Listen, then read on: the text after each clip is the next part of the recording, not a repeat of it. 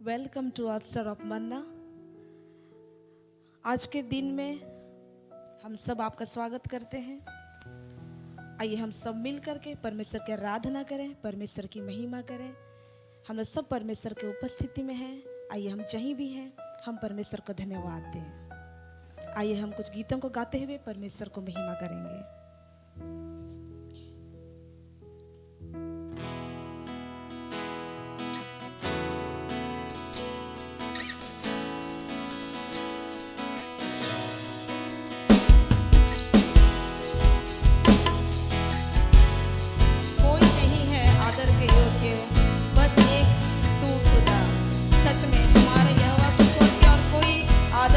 नहीं है, सिर्फ और सिर्फ हमारा यीशु मसीह है।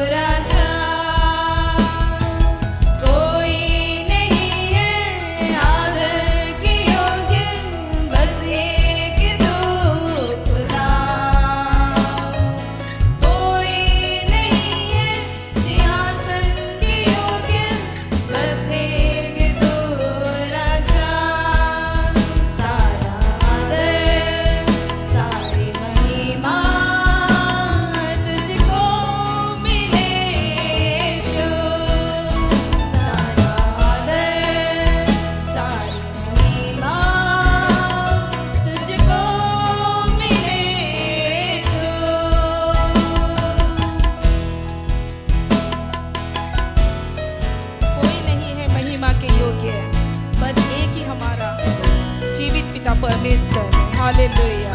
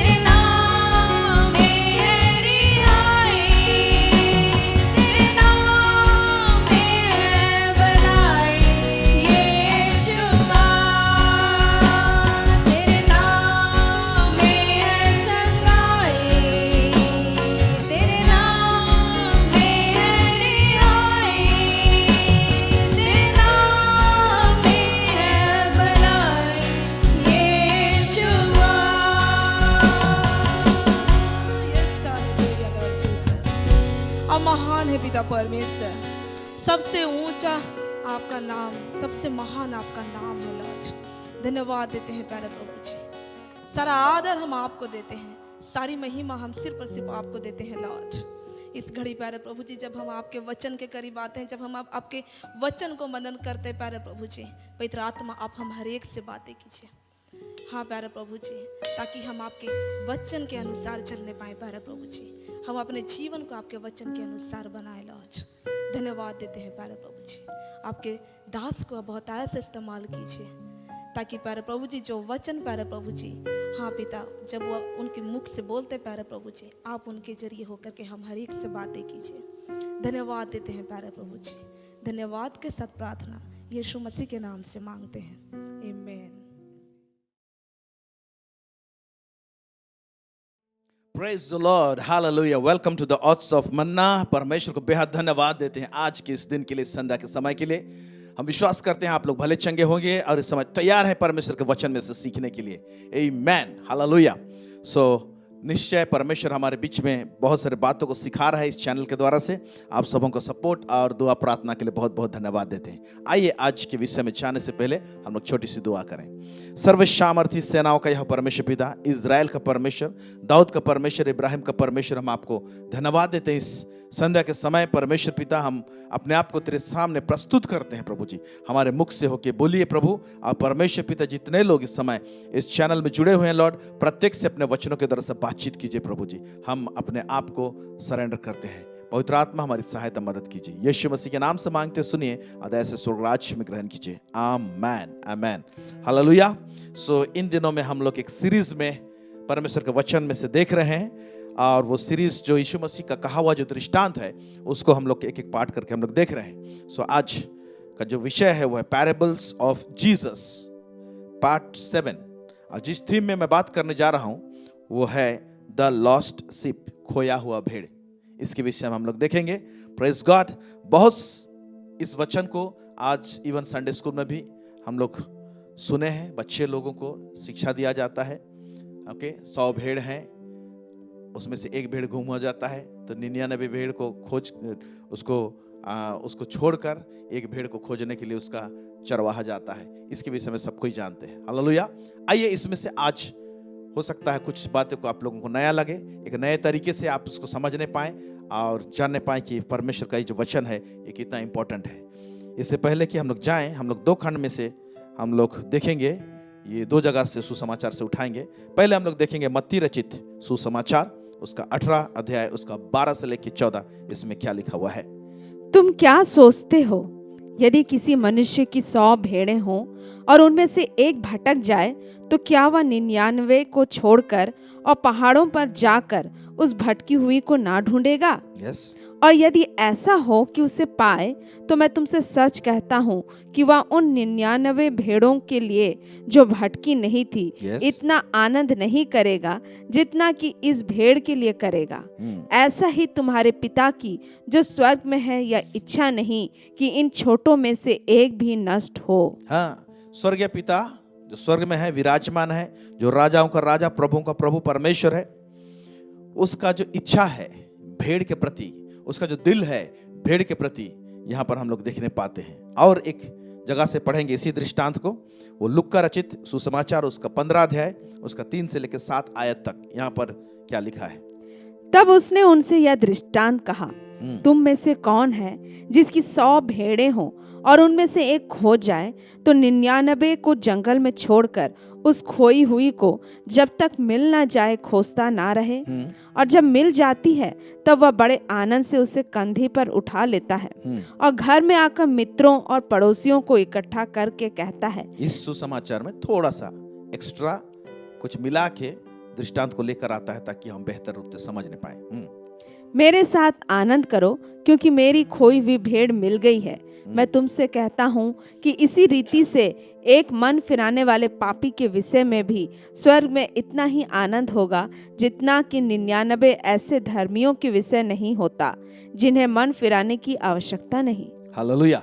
इसको पूरे डिटेल्स में नहीं जाएंगे हम, लेकिन कुछ इंपॉर्टेंट बातों को इस वचन में हम लोग देखेंगे। इस दृष्टांत में समझाने की कोशिश किया है, भेड़ और चरवाहा का रिलेशनशिप को दिखा रहा है और ये बता रहा है कि एक भेड़ का कीमत क्या होता है। जो भेड़ जो परमेश्वर पर विश्वास करते हैं, यीशु मसीह को उद्धारकर्ता के रूप में ग्रहण किए हैं, वे लोग भेड़ हैं परमेश्वर के। उनके प्रति परमेश्वर का क्या दृष्टिकोण है, किस नजरिए से देखता है। और एक भेड़ जब खो जाता है तो उसके पीछे में चरवाहा का दिल कैसे रहता है, जो अच्छा चरवाहा, सच्चा चरवाहा जो हमारा परमेश्वर है, उसका दिल कैसे रहता है, उसके विषय में हम लोग देख रहे हैं। यहाँ पर वो कह रहा है कि तुम में से कौन ऐसा है जिसके पास 100 भेड़ें हैं और उसमें से एक गुम हो जाए, तो वो 99 को छोड़कर उस एक भेड़ के पीछे में नहीं जाएगा क्या? और जब उसे पा लेगा, उसे खोज लेगा, उसको जब तक नहीं मिलेगा उसे खोजेगा कहता है। इसका मतलब एक भेड़ जो खो जाता है उसके पीछे में लगा हुआ रहता है उसका चरवाहा कि कहां पर है। Praise God. परमेश्वर भी लगा हुआ रहता है, ऐसा नहीं कि खोजा और कुछ समय के बाद में तुरंत वो भूल जाता है अपने भेड़ को, खोजता रहता है और जब तक ना मिल जाए कह रहा है। तो इसके पीछे ये बता रहा है कि मैं जब कभी भी मेरे भेड़ लोग खो जाते हैं, मैं उनके पीछे में लगता हूं। Praise God. और यहां पर हम लोग देखने पाते हैं जब उसे मिल जाता है तो उसे अपने खांधे में उठा लेता है, बोलता है, और बड़े आनंद के साथ में आता है, अपने मित्रों को बुलाता है और आनंद मनाता है, बोलता है।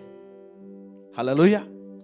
उसी तरीके से एक पापी जो मन फिराता है, क्या उसके लिए भी ऐसा आनंद नहीं मनाया जाएगा? इस बात को हम लोग देखने पाते हैं। Praise God. आमीन।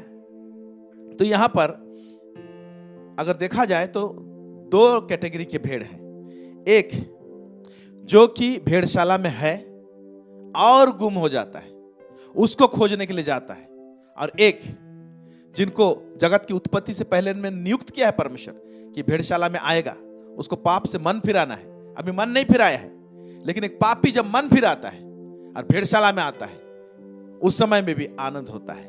Praise God.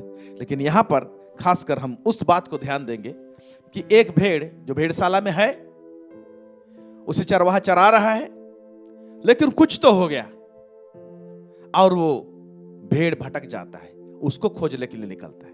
तो कुछ 3-4 पॉइंट के ऊपर में हम आज मनन करेंगे। पहला पॉइंट, ये 3-4 पॉइंट को हम लोग ये सारा आज का जो वचन का प्रचार है उसमें हम लोग समझने की कोशिश करेंगे। कौन है ये भेड़, और इस प्रेजेंट कॉन्टेक्स्ट में आज के युग में भी कौन है ये भेड़। दूसरा, कौन है ये चरवाहा। तीसरा, किस कारणवश एक भेड़ खो गया या तो खोता है, और वो खोया हुआ भेड़ को फिर से पाना का प्रक्रिया क्या है, तरीका क्या है, कैसे होता है। ये आज के इस वचन का पैकेज में हम चंद शब्दों में हम लोग उसको समझने की कोशिश करेंगे। Praise God. पहला हम ये जानेंगे कि कौन है ये भेड़। ये जो दृष्टांत कहा गया था, ये यीशु मसीह के जमाने में कहा गया था, यीशु मसीह के टाइम में। और उस समय में प्रभु यीशु जब भेड़ का विषय में कहता है, बात करता है, तो इज़राइल के घराने को कहता है। इज़राइल के घराने को, वो पूरा घराने को भेड़ का उनका झुंड कहता है। Praise the Lord. आइए हम लोग देखेंगे वचन को। यहेजकेल का पुस्तक 34 उसका 30 से लेके 31 आयत तक यहाँ पर क्या लिखता है। वे जानेंगे कि मैं परमेश्वर यहोवा उनके संग हूँ, और वे जो इज़राइल का घराना है, और वे जो इज़राइल का घराना है, वे मेरी प्रजा है, वे मेरी प्रजा है। मुझ परमेश्वर यहोवा की यही वाणी है। हाँ, फिर आगे। तुम तो मेरी भेड़ बकरियां, हाँ। मेरी चराई की भेड़ बकरियां हो। मेरी चराई की भेड़ बकरियां हो। तुम तो किसको? इज़राइल के घराने को कह रहा है, तुम मेरे भेड़ बकरियां हो। कहते फिर क्या कह रहा है? तुम तो मनुष्य हो। तुम तो मनुष्य हो, लेकिन किसका साथ उदाहरण दे रहा है? भेड़। यानी जो हम जो मनुष्य हैं, है ना, इजरायली लोग जो मनुष्य थे, उनको ही भेड़ बोल रहा है प्रभु। और मैं तुम्हारा परमेश्वर हूँ, परमेश्वर यहोवा की यही वाणी है। परमेश्वर यहोवा की यही वाणी है। तो हम जानने पा रहे हैं कि यीशु मसीह के टाइम में जब यीशु मसीह दृष्टांत कह रहा था भेड़ चरवाहा, तो उस समय में इजराइलियों को कहा। Praise God. आइए और एक वचन देखेंगे हम लोग, मत्ती रचित सुसमाचार उसका 15 अध्याय उसका 24 आयत। उसने उत्तर दिया, इज़राइल के घराने की खोई हुई भेड़ों को छोड़ मैं किसी के पास नहीं भेजा गया। तो यीशु मसीह को जब भेजा गया था इस धरती में, तो क्या किसके लिए भेजा गया था? इज़राइल के घराने की खोई हुई भेड़। मतलब इज़राइल जो है वो भेड़ का झुंड है, जो अब्राहम से होकर आए हैं। अब्राहम से इसहाक, इसहाक से याकूब, याकूब का नाम इज़राइल बदला का नाम में बदल दिया गया, परमेश्वर ने बदला। और उसके 12 गोत्र जो है, ये लोग और उसकी गोष्ठी है, इज़राइली गोष्ठी जो है, इनको परमेश्वर भेड़ कहता है। मेरी चराई की भेड़ कहता है। Praise God. और इस इजरायली लोगों के लिए यीशु मसीह को भेजा गया था, उनके बीच में सेवकाई करने के लिए भेजा गया था। और इसीलिए यीशु मसीह अपने चेलों को भी क्या कहता है, मत्ती रचित सुसमाचार उसका 10 उसका 5 से लेकर 6 आयत क्या कह रहा है। इन 12 को यीशु ने यह आज्ञा देकर भेजा, हाँ, अन्य जातियों की ओर ना जाना। पॉइंट कीजिएगा, इसको अंडरलाइन कर सकते हैं अपने बाइबल में। अन्य जातियों की ओर ना जाना, इंस्ट्रक्शन दिया है, अन्य जातियों की ओर नहीं जाना। तो कहां जाना? और सामरियों के किसी नगर में प्रवेश ना करना, हाँ, परंतु इज़राइल के घराने ही की खोई हुई भेड़ों के पास जाना। परंतु इजराइल के घराने ही की खोई हुई भेड़ों के पास में जाना। तो खासकर इजराइल के लिए, इजरायली लोगों के लिए आया था। तो इससे लगता है कि यीशु मसीह का दायरा इतना सीमित है। वो तो इजरायलियों को कह रहा है मेरी भेड़ें। हमारा क्या, हम तो इजरायली नहीं है, हम तो भारत देश में पैदा हुए हैं, हम तो भिन्न भिन्न देश में पैदा हुए हैं, हम तो इजरायली नहीं कहलाते हैं। तो क्या हम लोग उसके भेड़ नहीं हो सकते हैं? क्या हम लोग उसके भेड़ नहीं हैं? लेकिन आप लोगों के लिए गुड न्यूज है, हम और आप जो भारत देश के हैं, हम लोग भी परमेश्वर के भेड़ हैं। कैसे? आइए हम लोग देखते हैं। यूहन्ना रचित सुसमाचार उसका 10 उसका 16 आयत में यहां पर क्या कहता है, ध्यान से सुनेंगे। मेरी और भी भेड़ें हैं। एक मिनट, मेरी और भी भेड़ें हैं, फिर जो इस भेड़शाला की नहीं। जो इस भेड़शाला की नहीं। कौन सा? इजराइल वाला गोष्ठी इस भेड़शाला की नहीं है। लेकिन क्या बोलता है, मेरी और भी भेड़ें हैं। यानी जगत की उत्पत्ति से पहले परमेश्वर ने और भी भेड़ों को नियुक्त करके रखा है, लेकिन वो इजरायली गोष्ठी में से नहीं है, उस भेड़शाला में से नहीं है। क्या कहता है उसके विषय में? जो इस भेड़शाला की नहीं, हाँ? मुझे उनका भी लाना अवश्य है। मुझे उनका भी लाना अवश्य है। फिर वे मेरा शब्द सुनेंगी, तब एक ही झुंड और एक ही चरवाहा होगा। तब एक ही झुंड और एक ही चरवाहा होगा। यानी एक भेड़शाला जो है वो इजराइल को कहता है, लेकिन यहां पर इंगित कर रहा है कि मेरे और भी भेड़िया, मेरे और भी भेड़े हैं। ये और जो हैं ये लोग अन्य जाति में से हैं, जहां पर यीशु मसीह ने अपने चेलों को मना किया था कि मत जाना उनके पास में। लेकिन यीशु मसीह का दुख उठाना, दर्द उठाना, क्रूस उठाना, लहू बहाना सारे दुनिया के लिए था। इसीलिए वचन जो है ना उसका 3:16 में हम लोग साफ साफ जानते हैं, परमेश्वर ने जगत से ऐसा प्रेम किया कि अपना एकलौता पुत्र दे दिया, ताकि जो कोई उस पर विश्वास करेगा वो नाश नहीं होगा परंतु अनंत जीवन पाएगा। लेकिन जब मिनिस्ट्रिंग करना था, सेवकाई करना था, तो एक गोष्ठी के पास भेजा था, इजराइल के पास। लेकिन जब जान दिया है तो जो इजराइल गोष्ठी में जो भेड़ है उनके लिए, और जो भेड़ शाला के अंदर में नहीं है, बोलता है यहां पर मेरे और भी भेड़ी हैं। यानी आप और हम भारत देश के, ऑस्ट्रेलिया के, पाकिस्तान के, चाइना के, जापान के और भिन्न भिन्न देश के जो लोग परमेश्वर के खत्ते में पहले से चुने गए हैं, उनके लिए भी यीशु मसीह ने जान दिया है। और इसीलिए मैं कहना चाहता हूं मेरे प्यारे भाई और बहनों, ये भेड़ और चरवाहा का जो रिलेशनशिप में आप भी आते हैं और हम भी आते हैं, इसलिए हम लोग सब क्या ही धन्य लोग हैं कि परमेश्वर के भेड़ कहलाते हैं। इस रिलेशनशिप के विषय में आप स्टडी कीजिएगा अपने घर में, अपने परिवार में, कि भेड़ और चरवाहा का जो रिलेशनशिप है, उसका जो संबंध है क्या ही तगड़ा है। बड़ा ही सुकून मिलेगा, बड़ा ही चैन मिलेगा जब आप अपने चरवाहे के विषय में, जिसको कि दाऊद कहता है, यहोवा मेरा अच्छा चरवाहा है, मुझे कोई घटी ना होगी। आप दाऊद तो इजराइल के घराने में से था और अब परमेश्वर को यहोवा मेरा अच्छा चरवाहा है कहता है। लेकिन इस वचन के अनुसार मेरे और भी भेड़े हैं, आप भी परमेश्वर के भेड़ हैं जो यीशु मसीह के उद्धारकर्ता के रूप में ग्रहण किए हैं। आप भी यहोवा को बोल सकते हैं, यहोवा मेरा अच्छा चरवाहा है। स्टडी कीजिए इसके विषय में, आप बहुत सारे बातें पाएंगे। आज तो मैं सिर्फ कुछ चंद बातों को आप लोगों के बीच में लेकर आ रहे हैं। Praise God. इसीलिए मैं आप लोगों को बताना चाहता हूं, जितने लोग यीशु मसीह को उद्धारकर्ता के रूप में ग्रहण किए हैं, वे लोग परमेश्वर के भेड़ हैं और परमेश्वर हमारा चरवाहा है। आइए अब डिफाइन करते हैं, देखते हैं, समझते हैं ये चरवाहा कौन है। चरवाहा कौन है? तो 2 चरवाहे हैं हमारे। 2 चरवाहा कैसे देखेंगे, कौन है ये चरवाहा? आइए हम लोग देखते हैं। पहला पतरस उसका 5 उसका 1 से लेकर 4 आयत, यहां पर क्या लिखा हुआ है? तुम में जो प्राचीन है, मैं उनके समान प्राचीन और मसीह के दुखों का गवाह और प्रकट होने वाली महिमा में सहभागी होकर उन्हें यह समझाता हूँ यस कि परमेश्वर की उस झुंड की जो तुम्हारे बीच में है रखवाली करो। हाँ, परमेश्वर की उस झुंड की जो तुम्हारे बीच में है, ये लीडर लोगों को बोल रहा है, अगुओं को बोल रहा है, पासवानों को बोल रहा है। ओके, और जो कलीसिया जो दिया गया है जिन लोगों को, उनको बोल रहा है उनकी रखवाली करो।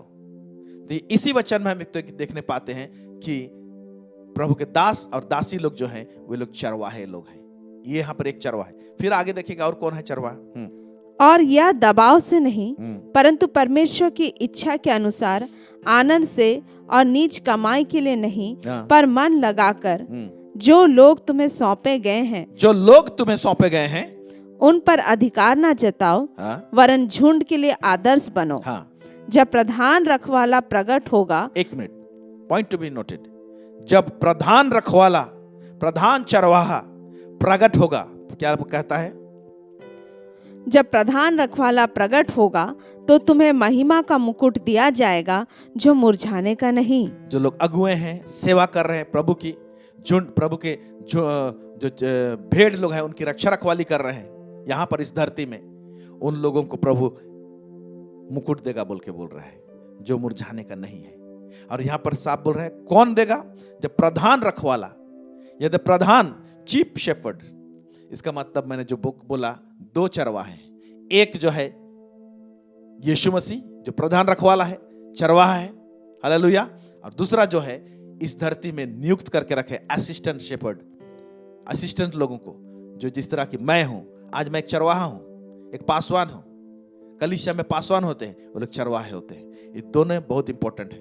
बहुत लोग अपने कलीसिया में जो पासवान होते हैं, जो अगुए होते हैं, उनको नहीं पहचानते हैं, लेकिन प्रधान रखवाले को ही केवल पहचानते हैं। लेकिन प्रधान रखवाले स्वयं हर काम को नहीं करता है, अपने चरवाहों के द्वारा से काम करता है। उसका इंपॉर्टेंस को भी नीचे हम देखेंगे। इसीलिए बहुत सारे लोग कलीसिया के अंतर्गत में रहते हैं, लेकिन वो लोग एक अच्छा भेड़ के समान बढ़ते नहीं हैं, वो लोग फल नहीं लाते हैं, वो लोग कलीसिया के लिए तो परमेश्वर के राज के लिए लाभदायक नहीं होते हैं, क्योंकि वे लोग अपना जो चरवाहा जिसको नियुक्त किया गया है उसका कोई मान्यता नहीं देते हैं, उनको आदर नहीं करते हैं, उनके बात को नजरअंदाज करते हैं, और इसके कारण से वो लोग बहुत सारे फंदे में पड़ जाते हैं। इन तमाम बातों को भी हम लोग देखने की कोशिश करेंगे नीचे, हालेलुया। तो हम लोग ने देखा कि दो कैटेगरी का चरवाहा है। एक प्रधान चरवाहा है जो यीशु मसीह है, जो अदृश्य रूप में है, और वो प्रधान चरवाहा जो कलीसिया में दृश्य रूप में चरवाहों को रखा है, पासवान को रखा है, अपोस्टल्स को, प्रेरितों को रखा है, भविष्यवक्ताओं को रखा है, शिक्षा को रखा है। ये सब चरवाहे लोग हैं। एवेंजलिस्ट को रखा है, ये सब चरवाहे लोग हैं। प्रेज गॉड, आमेन, हालेलुया। हम लोग देखेंगे इस समय कि क्या कारण हुआ, क्या बात हुआ जो एक भेड़ चरवाहे के हाथ से छूट जाता है, या तो क्या बोलूंगा, वो गुम हो जाता है। गुम हो जाता है, क्यों होता है? क्या रीजन हो सकता है? प्रेज गॉड, भटक जाता है, क्या कारण हो सकता है? तो इसको समझने के लिए हम लोग देखेंगे कि जब वो गुम हो जाता है कहीं पर, तो चरवाहा उसको कहां खोजने के लिए जाता है, उससे पता चलेगा कि कहां गुम हुआ। Praise God, hallelujah. और क्यों गुम हुआ? मत्ती रचित सुसमाचार उसका 18 अध्याय उसका 12 आयत हम लोग देखेंगे। यहां पर क्या लिखा हुआ है? तुम क्या सोचते हो, यदि किसी मनुष्य की 100 भेड़ें हों और उनमें से एक भटक जाए तो क्या वह 99 को छोड़कर, एक मिनट, तो क्या हुआ 99 को छोड़कर, कहां छोड़कर, उसको भी देखेंगे। हाँ, और पहाड़ों पर जाकर, और पहाड़ों पर जाकर, पहाड़ पर जाकर नहीं, पहाड़ों पर जाकर उस भटकी हुई को ना ढूंढेगा। हाँ, यानी बहुत सारे पहाड़ों में जाके खोज रहा है चरवाहा, बहुत सारे पहाड़ों में जाके खोज रहा है, एक पहाड़ नहीं। इस पहाड़ का चक्कर क्या है? आइए हम लोग देखते हैं। प्रेज गॉड, पहाड़ में रहना है। एक पहाड़ में चरवाहा चराता है, एक खास पहाड़ में। आत्मिक रीति, अभी आत्मिक बात को मैं बता रहा हूं, ये भौतिक जो है उसी से लेके हम आत्मिक बात को बताने की कोशिश कर रहे हैं। आइए पहाड़ का चक्कर क्या है उसको समझे। मिक्का उसका 4 उसका 1 से लेके 2 आयत, बहुत ध्यान से इस वचन को सुनिएगा। अंत के दिनों में ऐसा होगा अंत के दिनों में ऐसा होगा। पहला तो ये बात को जानना चाहिए कि अंत के दिनों, कब से अंत का दिन शुरू हुआ है। मैं पहले भी बता चुका हूं, अंत का दिन कब से शुरू हुआ है? जब पेंतीकोस्ट का दिन आया और पवित्र आत्मा से लोग भर गए, तो उस दिन एक चीज प्रचार हुआ। जब लोग नए नए भाषा बोलने लगे, पवित्र आत्मा से भर गए, और इनको देखकर बहुत सारे यहूदी लोग थे यरूशलेम में, पर्व मनाने आए थे। वे लोग बोलते हैं ये लोग तो नए दाख मधु पिए हैं, मदिरा के नशे में हैं और कुछ ना कुछ बड़बड़ा रहे। तब पतरस खड़ा हुआ और कहता है ना, ये वो दिन है, बोलकर वो जोएल 2:28 को कोट करता है। वहां पर बोलता है कि अंत के दिनों में ऐसा होगा कि मैं अपना आत्मा सब प्राणियों पर उंडेलूंगा। जवान दर्शन देखेंगे बोले, पुरने स्वप्न देखेंगे बोले, ये वो घटना है बोल के बोल रहा है। तो कौन सा घटना है, कहां से शुरू हो रहा है? बोलता है अंत के दिनों में ऐसा होगा। तो इसका मतलब पेंतीकोस्ट के दिन से अंत का दिन चालू हो गया। हम लोग एकदम लास्ट कगार में पहुंच चुके हैं, एकदम चैप्टर, अभी किताब खत्म होने वाला है। Praise God, hallelujah. तो अंत के दिनों में ऐसा होगा। तो उसी दिन से, पेंतीकोस्ट के दिन से जब अंत का दिन शुरू हुआ, तो वहां पर से क्या हुआ है, आइए देखते हैं। अंत के दिनों में ऐसा होगा कि यहोवा के भवन का पर्वत सब पहाड़ों पर दृढ़ किया जाएगा और सब पहाड़ियों से अधिक ऊंचा किया जाएगा। हाँ, और एक मिनट, यहोवा के भवन का पर्वत सब पहाड़ों पर दृढ़ किया जाएगा और सब पहाड़ियों से अधिक ऊंचा किया जाएगा। यानी यहोवा का भवन जो है एक पर्वत के ऊपर में है, और वो पर्वत को बाकी सब पहाड़ों से ऊंचा करेगा, बोलता है परमेश्वर, बाकी सब पहाड़ों से। आगे फिर देखेंगे। और हर जाति के लोग धारा के समान उसकी ओर चलेंगे, और बहुत सी जातियों के लोग जाएंगे और आपस में कहेंगे, आओ हम यहोवा के पर्वत पर चढ़कर याकूब। इसका मतलब यहोवा का एक पर्वत है जिसमें उसका भवन है, और यहोवा का पर्वत जो पवित्र पर्वत है। और कौन सा पर्वत है, आगे देखेंगे। आओ हम यहोवा के पर्वत पर चढ़कर याकूब के परमेश्वर के भवन में जाएं, तब वह हमको अपने मार्ग सिखाएगा। और उस पर्वत में क्या होगा? वह अपने मार्ग सिखाएगा। इसका मतलब उस पर्वत में, खास पर्वत में मार्ग की आवश्यकता है, मार्ग का शिक्षा दिया जाता है, तरीका सिखाया जाएगा, रास्ता बताया जाएगा, जीवन में आगे बढ़ने के लिए, अनंत जीवन में बढ़ने के लिए, प्रभु में बढ़ने के लिए, परमेश्वर की संगति में बढ़ने के लिए वहां पर मार्ग सिखाएगा। फिर क्या कहता है? और हम उसके पथों पर चलेंगे। और हम उसके पथों पर चलेंगे। फिर क्योंकि यहोवा की व्यवस्था सियोन से और उसका वचन यरूशलेम से निकलेगा। यरूशलेम नगर सियोन पर्वत में बसा हुआ है। ये सियोन पर्वत जो है, इसको पवित्र पर्वत बोल रहा है। Praise the Lord. ये यरूशलेम में है आज भी, लेकिन आज के युग में दृष्टांतिक रूप में ये पर्वत कौन है? वो पर्वत है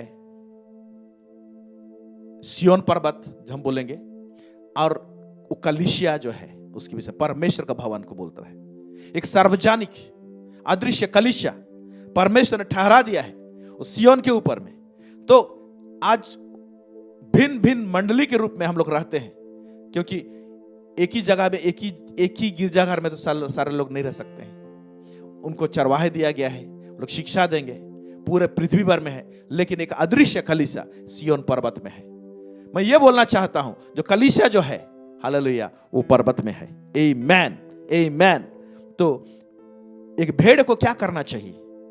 इस पवित्र पर्वत को नहीं छोड़ना चाहिए। यानी सीधा सीधा बोलूं तो अपना कलीसिया जहां पर परमेश्वर रखा है, जहां पर उसको मार्ग सिखाया जा रहा है, तरीका बताया जा रहा है, शिक्षा दिया जा रहा है, प्रेज गॉड, उस पर्वत को नहीं छोड़ना चाहिए। वो उसके लिए यरूशलेम है, वो उसके लिए सियोन पर्वत है, जहां से वो शिक्षा जा रही है, ताकि प्रभु के मार्ग में बढ़ते चले जाए। आमीन। आइए एक वचन देखेंगे, इब्रानियों की पुस्तक उसका 12 अध्याय उसका 22 से लेकर 24 पद तक। यहां पर क्या लिखा हुआ है? पर तुम सियोन के पहाड़ के पास और जीवते परमेश्वर के नगर, हाँ, स्वर्गीय यरूशलेम के पास, परंतु तुम सियोन के पहाड़ के पास, हम इब्रानी में लिखा हुआ है, नए नियम के लोगों को बोला है, यह आत्मिक बात को बोल रहा है। तुम सियोन के पहाड़ के पास और जीवते परमेश्वर के नगर स्वर्गीय यरूशलेम के पास और लाखों स्वर्गदूतों और उन पहलौटों के साधारण सभा और कलीसिया, अब देख रहे कलीसिया, जो कलीसिया है वही वो पर्वत में है जिनके नाम स्वर्ग में लिखे हुए हैं और सबके न्यायी परमेश्वर के पास और सिद्ध किए हुए धर्मियों की आत्माओं और नए वाचा के मध्यस्थ यीशु और छिड़काव के उस लहू के पास आए हो जो हाबिल के लहू से उत्तम बातें करता है। ये कोमा देके इसके पास आए बोल रहे हैं। कहाँ, किसके पास आए हो? सियोन पहाड़ के पास आए हो, स्वर्गीय यरूशलेम के पास आए हो, लाखों स्वर्गदूतों के और उन पहलौठों के साधारण सभा के कलीसिया के पास आए हो बोल रहा है। Praise God. और यीशु मसीह जिनको धर्मी ठहराया, सिद्ध किया है, उन आत्माओं के पास आए हो। Praise God. In the point मैं ये बताना चाहता हूं कि हम लोग कलीसिया में जब है तो हम लोग परमेश्वर के नजदीक आए हैं और कलीसिया वो सियोन पर्वत के ऊपर में है। एक ही पवित्र पर्वत है। प्रेज गॉड, हालेलुया, आमेन, आमेन, आमेन। ओके, और एक वचन देखेंगे यशायाह नबी का पुस्तक, उसका 56 उसका 7 क्या लिखता है यहाँ पर? उनको मैं अपने पवित्र पर्वत पर ले आकर अपने प्रार्थना के भवन में आनंदित करूंगा। हाँ, तो प्रार्थना का जो भवन है, आप जिस कलीसिया में जाते हैं जहां पर प्रार्थना होती है, आत्मा से भर के प्रार्थना होती है, वो एक आत्मिक पहाड़ के ऊपर में है। क्या आप समझ रहे हैं मेरे बात को? एक आत्मिक पहाड़ है, सियोन पहाड़ है, उसके ऊपर में वो आपका कलीसिया जहां पर आप जाते हैं, जहां पर प्रार्थना होती है, जहां पर मार्ग सिखाया जाता है, परमेश्वर का चोखा वचन आता है, वहां पर हम लोग जाते हैं तो वो प्रार्थना का घर कहलाएगा बोलता है। फिर आगे पढ़ेंगे। उनके होम बलि और मेल बलि मेरी वेदी पर ग्रहण किए जाएंगे, क्योंकि मेरा भवन सब देशों के लोगों के लिए प्रार्थना का घर कहलाएगा। प्रेज गॉड, आमेन। तो ये जो जगह है, इस जगह में, प्रार्थना के भवन में, कलीसिया के अंदर में भेड़ को रहना अनिवार्य है। इस जगह को छोड़ेगा प्रॉब्लम होगा। और ये जो है, ये सब पहाड़ों के ऊपर में है। सियोन पर्वत सब पहाड़ियों से ऊपर किया गया है। तब क्या होता है, इस पहाड़ में जब हैं तो बाकी और भी पहाड़ सब है जो इससे नीचे है वो दिखाई देता है हम लोगों को, वो दिखाई देगा। और वो जो पहाड़ सब है, ये पहाड़ सब है, बहुत सारे पहाड़ जो सियोन पर्वत से नीचे है, कलीसिया से नीचे है, और ये पहाड़ सब बहुत अट्रैक्टिव लगता है, वो झांसा देता है हम लोग को। ओके, मैं एक 3 खास पहाड़ के विषय में बात करूंगा थोड़ा सा। ये 3 खास पहाड़ है जो कि बहुत रोचक दिखाई देता है, आकर्षित करता है लोगों को। ये आत्मिक पहाड़ है, लेकिन दुष्ट की ओर से है, शैतान की ओर से है। और जब हम लोग सियोन पर्वत में रहते हैं, प्रार्थना के भवन में रहते हैं, कलीसिया के अंदर में रहते हैं, तो बाकी ये 3 पहाड़ भी दिखाई देते हैं। ऊपर से बहुत सारे पहाड़ दिखाई देंगे और वो खींचेगा, आकर्षित करेगा। क्या है ये पहाड़? आइए देखते हैं। पहला यूहन्ना उसका 2 उसका 15 से लेकर 16 आयत तक।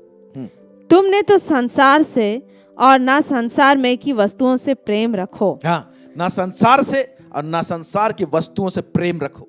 संसार की वस्तु हमारे पास रहती है, घर है, बंगला है, कार है, टीवी है, फ्रिज है, बहुत सारे संसार की वस्तु हैं जिसको हम लोग इस्तेमाल करते हैं। लेकिन यहां पर कह रहा है उससे प्रेम मत रखना। वो हमारा नीड्स है, हम इस्तेमाल करते हैं, लेकिन उससे प्रेम नहीं होना चाहिए, उससे लगाव नहीं होना चाहिए हमको। फिर क्या बोलता है? यदि कोई संसार से प्रेम रखता है तो उसमें पिता का प्रेम नहीं है। हाँ, संसार से अगर कोई प्रेम रखता है उसमें परमेश्वर पिता के प्रति प्रेम नहीं है बोलता है। उसका आगे देखेंगे। क्योंकि जो कुछ संसार में है, जो कुछ संसार में है, अभी लिस्ट देखिए, 3 पहाड़ क्या है? अर्थात शरीर की अभिलाषा। एक पहाड़ में क्या है, वो अट्रैक्ट करता है जो शरीर का अभिलाषा है, एक पहाड़ में। ओके, इस सियोन पर्वत से नीचे वाला पहाड़ी है, लेकिन क्योंकि सियोन पर्वत में है तो जो छोटा पहाड़ है वो दिखाई देगा।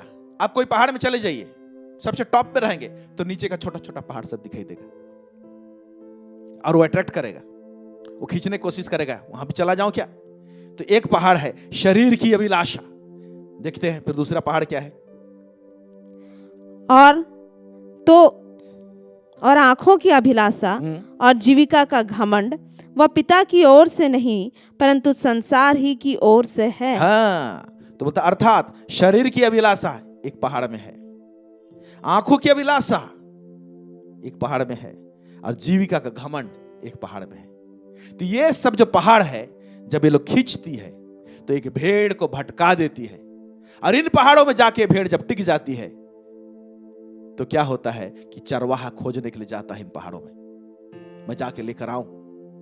भेड़ को चाहिए कि सिय्योन पर्वत में शिक्षा ग्रहण करते रहे, प्रार्थना के भवन में प्रार्थना करते रहे, चरवाहे के साथ में जुड़ के रहे, चरवाहा की बात को माने, उसके उल्हाना को, उसके डांट और उसके फटकार को सुने।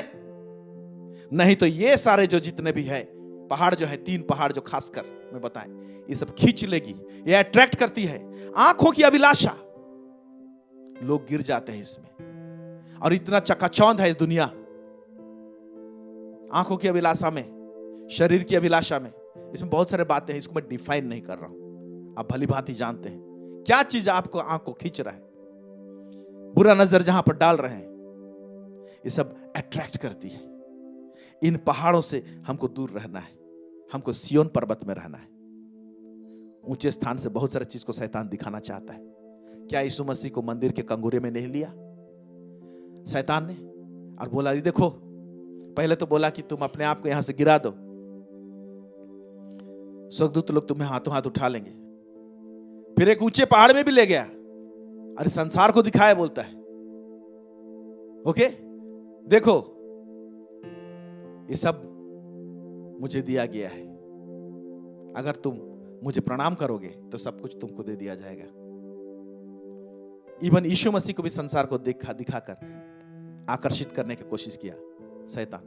क्या आपको सिय्योन पर्वत में आप हैं, शैतान नहीं दिखाएगा इन पहाड़ों को? शरीर की अभिलाषा जहां पर है, आंखों की अभिलाषा जहां पर है, जीविका का घमंड जहां पर है, ये एक बार खींच लेती है तो भेड़ इस जगह में पहुंच जाता है। मेरे प्यारे भाई और बहनों, इस बात को गंभीरता से सोचें।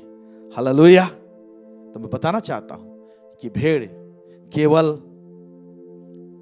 अन्य पहाड़ों में नहीं गुम होगा, वहां पर नहीं भटक जाएगा। भटकने का स्थान यहां पर भी हो सकता है। दो पहाड़ के बीच में जो तराई होती है वहां पर भी भटक सकता है। आइए तराई के विषय में कुछ बात को देखते हैं। भजन संहिता उसका 23 उसका 4 आयत यहां पर क्या लिखता है? चाहे मैं घोर अंधकार से भरी हुई तराई में होकर चलूं तो भी हानि से ना डरूंगा, क्योंकि तू मेरे साथ रहता है। तेरे सोंटे और तेरी लाठी से मुझे शांति मिलती है। हाँ, ये जो भजनकार दाऊद जो 23 अध्याय उसका 4 आयत में जो हम लोग पढ़े, इससे पहले ऊपर में क्या बोला है आप जानते हैं, भली बात जानते हैं। यहोवा मेरा अच्छा चरवाहा है, मुझे कुछ घटी ना होगी। यानी अपने आप को भेड़ मानता है और परमेश्वर को चरवाहा मानता है, और वो है भी। तो अभी देखिए कि ये भेड़, एक टाइम ऐसे भी आ सकता है भेड़ का जीवन में कि अंधकार भरी तराई से भी गुजरना पड़े, केवल पहाड़ में नहीं गुम होता है। तो अंधकार भरी तराई जहां पर निराशाजनक बातें रहेंगी। कई बार क्या होता है, निराशाजनक बात घबरा देता है और उस तराई में भेड़ गुम हो जाता है, वहां से निकलने नहीं पाता है और पवित्र पर्वत में जाने नहीं पाता है भेड़। लेकिन दाऊद अपने आप को संभाल लेता है, घोषणा करता है, चाहे घोर अंधकार से भरी हुई तराई में होकर चलूं तो हानि से ना डरूंगा। मैं तो वहां तराई में रुकूंगा नहीं, मैं बढ़ते चला जाऊंगा, बोलता है, क्योंकि तू मेरे साथ में रहता है। परमेश्वर का अंगीकार करता है, उसकी हुजूरी को, उसकी उपस्थिति को, और तराई में वो गुम होता नहीं है। हालेलुया। उस तराई में लाठी का मार खाने के लिए रेडी है, शांति पाने के लिए, ताकि वो पवित्र पर्वत जो सिय्योन में है वहां पर जाके टिके। Praise God. Hallelujah, hallelujah. और एक वचन देखेंगे, भजन कर दाऊद कहता है, भजन संहिता 84 उसका 5 to 7 में यहां पर क्या लिखता है? क्या ही धन्य है वह मनुष्य जो तुझसे शक्ति पाता है। क्या ही धन्य हुआ मनुष्य जो तुझसे शक्ति पाता है। और वे जिनको सिय्योन की सड़क की सुधि रहती है। और जिनको सिय्योन की सड़क की सुधि रहती है, माने सिय्योन को याद कर रहे हो। अब देखिए, वो पर्वत है और उसमें जो मार्ग सिखाया गया है, उसमें जो शिक्षा मिली है सिय्योन में से, अभिषिक्त जनों ने सिखाया है कलीसिया में, उसका सुधि रहती है, उसको स्मरण रहता है, याद रखता है। अगर आप भटकने वाला भेड़ नहीं बनना चाहते हैं तो आपके कलीसिया में जो टीच किया जाता है, चोखा वचन जो दिया जाता है, उसको आप उसकी सुधि रखें, उसको स्मरण करें, उसको मनन करें, तब ऐसे स्थिति परिस्थिति आ जाने से भी आप वहां पर भटकेंगे नहीं। कौन सा स्थिति परिस्थिति, कहां से गुजरेंगे? तो देखिए कितना सुंदर वचन है, पढ़ेंगे। वे रोने की तराई में जाते हुए, हाँ, वे रोने की तराई, एक तराई है जहां पर आंसू भी बहाना पड़ेगा। क्या हमारे जीवन में हम लोग आगे बढ़ते हैं तो क्या हमारे जीवन में निराशापन नहीं आती है? आती है। दुख नहीं आती है? आती है। दर्द नहीं आती? आती है, आती है। इसीलिए तो आंसू बहाते हैं। इसीलिए बोला है रोने की तराई से होकर में से हो, रोने की तराई में जाते हुए उसको सोता का स्थान बना देते हैं। क्यों? क्योंकि शिक्षा ऐसे पाए हैं कि रोने के स्थान में जाने पर भी वो भेड़ वहां पर भटकेगा नहीं, लेकिन उस स्थान को क्या करते? सोता बना देंगे वो लोग। बोला है प्रेज गॉड, हालेलुया। सोता बना देते हैं। फिर बरसात की अगली वृष्टि उसमें आशीष ही आशीष उपजाती है। हाँ, फिर वे बल पर बल पाते जाते हैं। वे बल पर बल पाते जाते हैं। उनमें से हर एक जन सियोन में परमेश्वर का अपना मुंह दिखाएगा। हाँ, एक टाइम होता है तराई से गुजरना पड़ेगा, आंसू से गुजरना पड़ेगा, लेकिन भेड़ वहां पर भटकेगा नहीं। उसको स्मरण है सियोन मुझे जाना है, क्योंकि वचन इतना पाया है। शैतान भटकाने की कोशिश करेगा उस तराई में, आंसू की तराई में, दुख की तराई में। शैतान बोलेगा तू इतना समय से प्रभु प्रभु बोल रही है, वचन सुन रही है, तेरे जीवन में क्या हो रहा है? इतना दुख, इतना पीड़ा, लोग तुझे प्यार नहीं करते। ऐसे आंसू के तराई में होकर भी जाएंगे। लेकिन ये भेड़ अगर सियोन की सुधि लेता है, वहां का जो शिक्षा का सुधि लेता है, तो क्या करेगा? उस तराई में ज्यादा दिन नहीं रहेगा। उस तराई को सींच देगा, वो सोता बना देगा। कैसे? घोषणा करते हुए परमेश्वर की प्रतिज्ञाओं को, और उसको सींच देगा। और लास्ट में क्या बोलता है? वे बल पर बल पाते हुए फिर पहाड़ पर चढ़ेंगे। उनमें से हर एक जन सियोन में परमेश्वर को अपना मुंह दिखाएगा। Praise God. ये भेड़ क्या कर रहा है? उसको खोजने की जरूरत नहीं पड़ा। वो शैतान घुमाने की कोशिश किया था, उसको भटकाने की कोशिश किया था, लेकिन सियोन का जो शिक्षा इतना तगड़ा था, इतना मजबूत था, उसके जहन में था, उसके अंतरात्मा में था कि वो तराई, आंसू का तराई उसको भटकाने नहीं पाता है। फिर से सियोन में चढ़ जाता है। Praise Lord. और बाकी भेड़ों के साथ में रहता है। मेरे प्यारे भाई और बहनों, शिक्षा को याद रखिए। जो शिक्षा कलीसिया में दिया जाता है वो चोखा शिक्षा, उसमें डांट भी रहती है, डांट फटकार की बातें रहती हैं। कई बार प्रभु के दास लोग, वो चरवाहे हैं, लोग डांटते हैं कलीसिया के अंदर, तो आपको अच्छा करते हैं, उसको ग्रहण कर लीजिए। आमेन, प्रेज द लॉर्ड। यिर्मयाह नबी का पुस्तक, उसका 50, उसका 6, उसको पढ़ेंगे तो ये सारे कारण हैं जो नॉर्मल रूप से बहुत कम शब्दों में आपके पास में ले रहा हूं। भेड़ कैसे भटक जाता है, और एक बात के कारण से भी भेड़ भटक सकता है, उसको मैं नहीं छुपाऊंगा। यहां पर प्रभु के दास दासियों का भी फॉल्ट रहता है, जिसके कारण से एक भेड़ भटक सकता है। उसको भी बता देता हूं, आपको एक रेफरेंस देखेंगे। यिर्मयाह नबी का पुस्तक, उसका 50 अध्याय, उसका 6 पद क्या कहता है? मेरी प्रजा खोई हुई भेड़ें हैं। मेरी प्रजा खोई हुई भेड़ है। उनके चरवाहों ने उनको भटका दिया। कौन भटका दिया इनको? उनके चरवाहों ने भटका दिया। और पहाड़ों पर भटकाया है। हाँ। वे पहाड़ पहाड़ और पहाड़ी पहाड़ी घूमते घूमते अपने बैठने के स्थान को भूल गई हैं। बैठने का स्थान है सिय्योन पर्वत, लेकिन चरवाहे लोग खुद भटक गए और अपने भेड़ों को भी दूसरे दूसरे पहाड़ में लेके चले गए। अगर चरवाहा सांसारिक अभिलाषा में फंस जाएगा तो भेड़ों को भी उधर लेके जाएगा। वो कलीसिया में मिक्स करके टीचिंग्स को देगा, जो उसको अच्छा लगता है पाप करने के लिए चरवाहा को, तो पूरे कलीसिया में वैसी चीज को सिखाएगा और इस पहाड़ उस पहाड़ में भटका देगा। तो इसमें चरवाहे लोग जब गलत शिक्षा सब देते हैं, चोखा शिक्षा नहीं देते हैं, डांटते नहीं हैं, पाप के प्रति उल्हाना नहीं देते हैं, तो क्या होता है? भेड़ सबको भटका देते हैं। मेरे प्यारे भाई बहनों, इसके कारण से भी भेड़ भटक सकता है। अब एक खोया हुआ भेड़, उसको रिकवर कैसे किया जाए, कैसे मिलता है, उसका सीधा एक सिंपल तरीका को मैं बता रहा हूं आप लोगों को।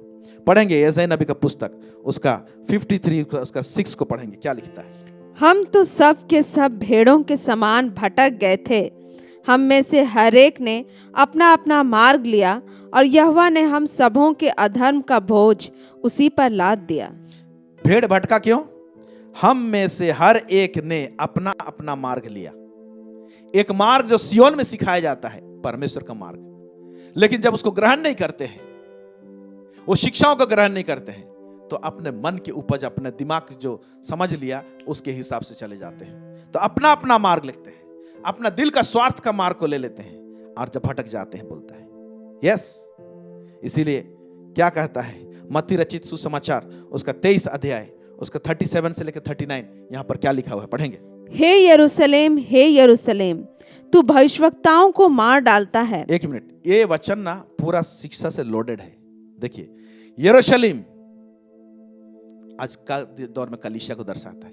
उस कलीसिया के अंदर भेड़ लोग हैं, तो इन भेड़ों को बोल रहा है आत्मिक रीति से। उस दिन यीशु मसीह सचमुच में यरूशलेम को देखकर कहा, लेकिन आज ये वचन हमको कह रहा है जो कलीसिया के अंतर्गत में है। हे भेड़ों, हे यरूशलेम बोलने का मतलब है तू भविष्यवक्ताओं को मार डालता है। तो उन दिनों में भविष्यवक्ताओं को मार डालते थे, फिर क्या हुआ? और जो तेरे पास भेजे गए उन पर पथराव करता है। हाँ, तो लोगों को भेजकर भेड़ों को बचाना चाहा था। तो परमेश्वर भेड़ों को बचाता कैसे है? अगर कोई भेड़ भटक भी गया है तो उसका रास्ता क्या है? एक हो सकता है प्रॉफिटिक मैसेज उसके पास में आएगा, भविष्यवक्ता के द्वारा से। हो सकता है कि प्रेरित के द्वारा से एक प्रॉफिटिक मैसेज आएगा उसके पास में, या तो एक शिक्षा आएगा, या तो एक डांट आएगा, या तो एक उल्हाना आएगा, एक शिक्षा आएगी। उसके द्वारा से वो भेड़ बच सकता है और बचेगा।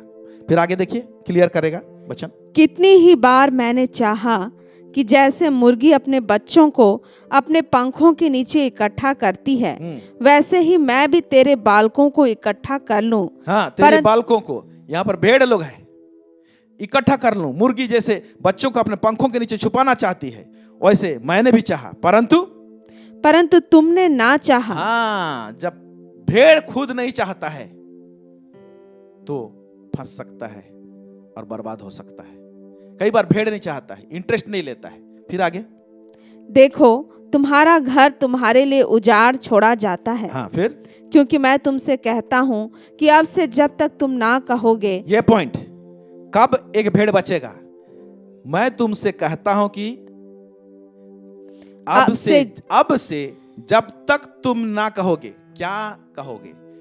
भेड़ क्या कहेगा तब भेड़ बचेगा। भेड़ को क्या बोलना चाहिए? देखिए क्या पॉइंट बता, बहुत सुंदर लिखा हुआ है। धन्य है वह जो प्रभु के नाम से आता है, तब तक तुम मुझे फिर कभी ना देखोगे। हाँ, भेड़ जब तक ये कन्फेस नहीं करेगा, धन्य है वे जो प्रभु के नाम से आता है। यानी प्रभु के नाम से कौन आएगा? प्रेरित आएगा, भविष्यवक्ता आएगा, एवेंजलिस्ट आएगा, एक पास्टर आएगा।